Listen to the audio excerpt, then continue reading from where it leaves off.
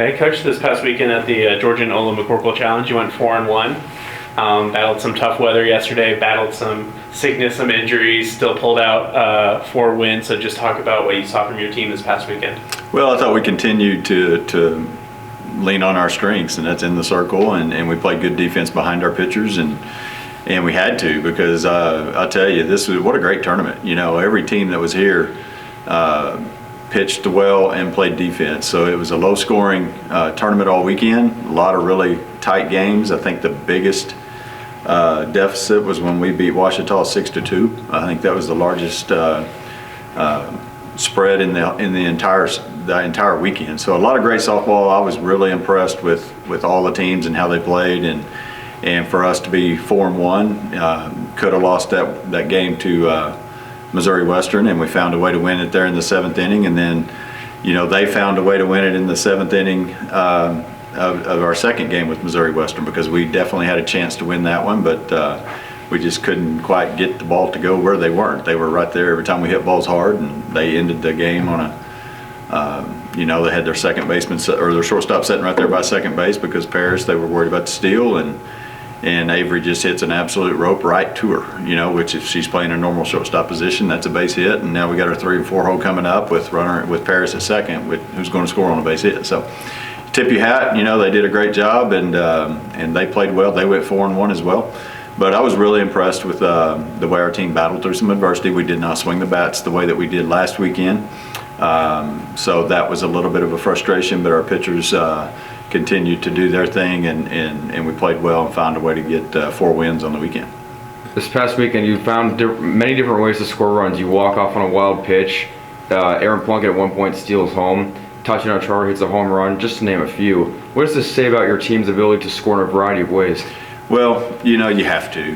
The way our field sets, the wind blows in a lot, so you can't just sit back and depend on the home run ball, because it's tough to get it out of there. And you know, that was the case on Friday and Saturday. There were some balls hit all day long that probably, you know, maybe would have went out had the wind not been blowing in, but that 10 to 15 mile an hour wind kept it in. And then Saturday it was different, or Sunday, I'm sorry, it was different. The wind was blowing out, so Tatiana's home run was able to get out where it probably would have got held up on the 2 previous days. So we just, you know, we preach that to our kids, is we got to be able to bond up and down the lineup. We got to be able to steal bases. We got to be able to create runs, because you can't just sit back and wait on the home run at our field. And we've done a good job of that starting off the season. We, you know, we would like for our speed kids to be able to get the ball down a little bit more than they have, and you know, if they can get the ball down and use their speed, and they can cause some havoc. And unfortunately, they've been getting it up in the air a little bit too much here early on. I mean, they have had some big hits as well, burning people, but overall, I'd like to see, you know, our slappers get the ball down a little bit more and put pressure on teams. You know, you're not very fast when the ball's in the air, and so if we can improve on that, you know, I think that we got a chance to be really good. And you know, but it's we're getting ready to get thrown to the fire real quick in the conference, that's for sure. Up to this point in the season, what's impressed you most about your pitching rotation? I know you've talked several times about how it's one of your greatest strengths.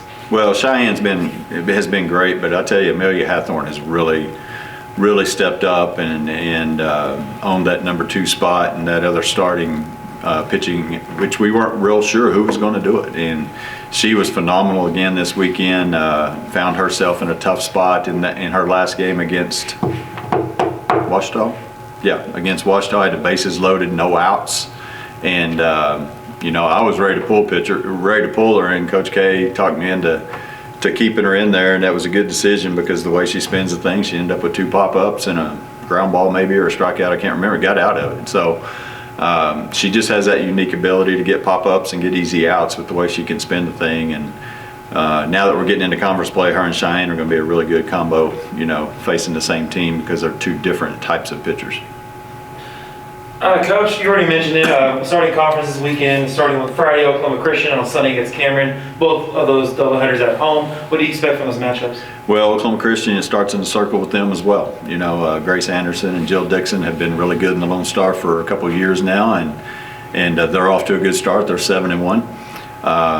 Now, offensively, they've got a lot of new faces. They graduated nearly everybody in their offensive lineup from last year.